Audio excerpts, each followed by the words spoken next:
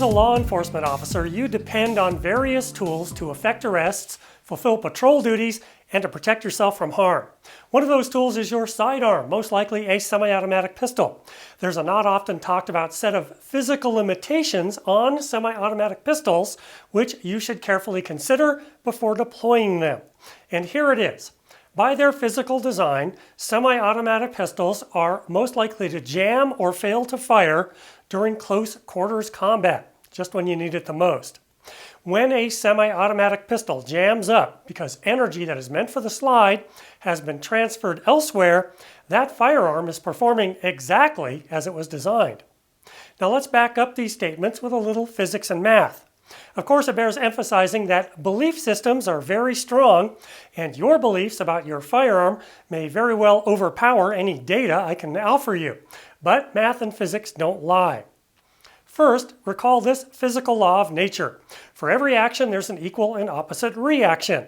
This is what it looks like written out, and its mathematical equation. This isn't a hypothesis or a theory or a guess.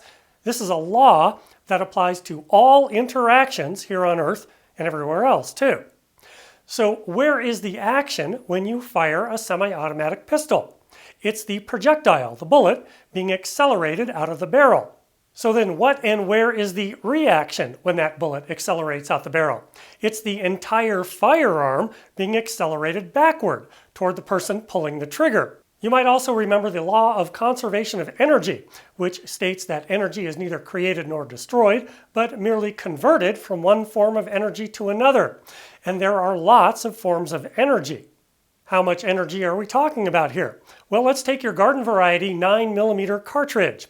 With respect to ballistics in the United States, it's common to refer to the energy carried by a projectile in foot-pounds. So how many foot-pounds then does your 9mm bullet carry when it's fired? Here's the formula for that. You'll notice that the formula calls for mass rather than weight.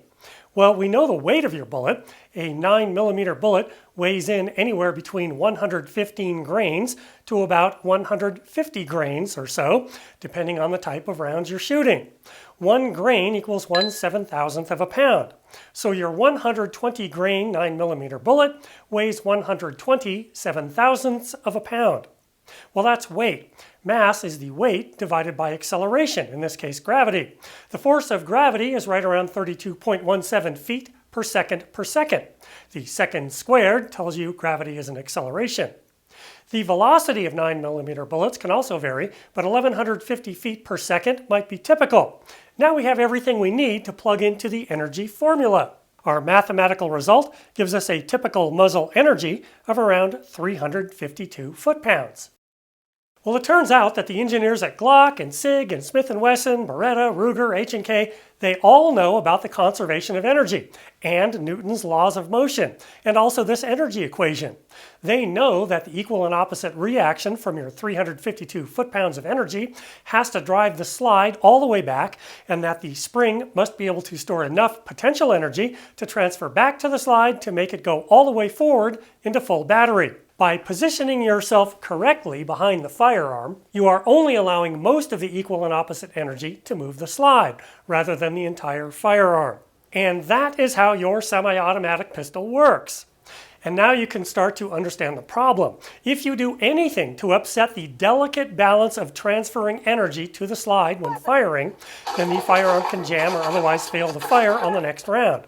And there are a multitude of ways to misdirect or absorb that energy, especially when you're in a close quarters shooting scenario.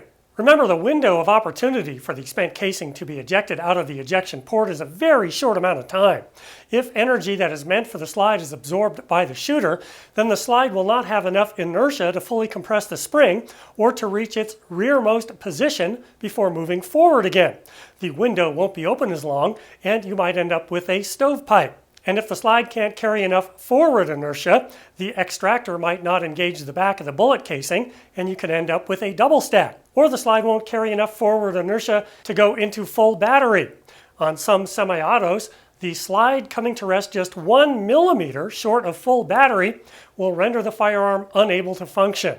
You can see there are many different forms of energy involved, all being traded between parts, and that must all happen seamlessly without too much energy being absorbed or transferred away from the pistol. Limp wristing, bending one's elbows too much, retreating quickly, shooting one-handed, shooting from the hip, shooting without a good stance, shooting while fending off an attacker, a dirty firearm, and many other real-world engagement circumstances can result in energy being absorbed elsewhere or otherwise being directed away from the slide.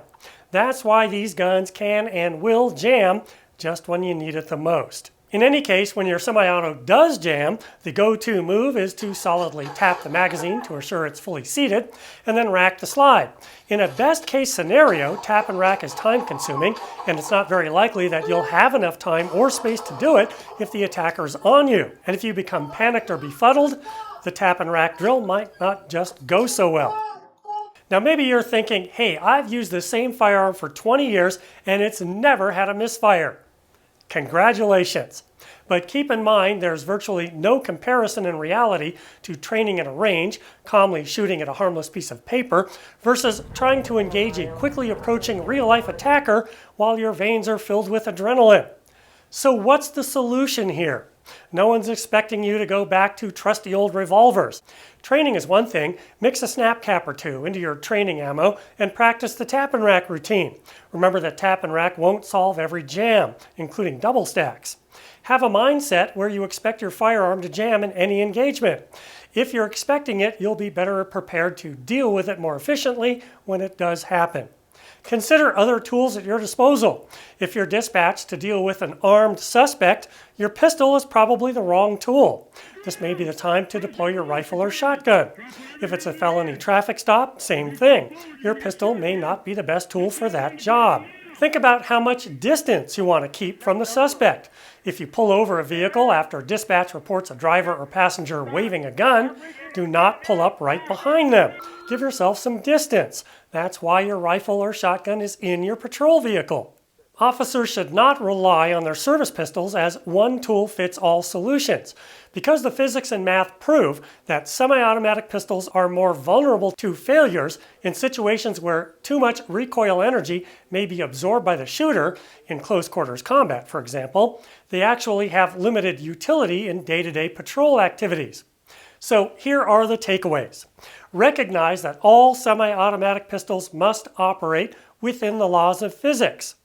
Understand that many transfers of energy to and from different forms and through many different parts of the firearm must be seamless in order for the firearm to function. Recognize that a jam is the gun behaving exactly as it was designed. Carry your firearm with the expectation that it can and will jam. Train to deploy the most appropriate, effective tool for the job, not the most convenient.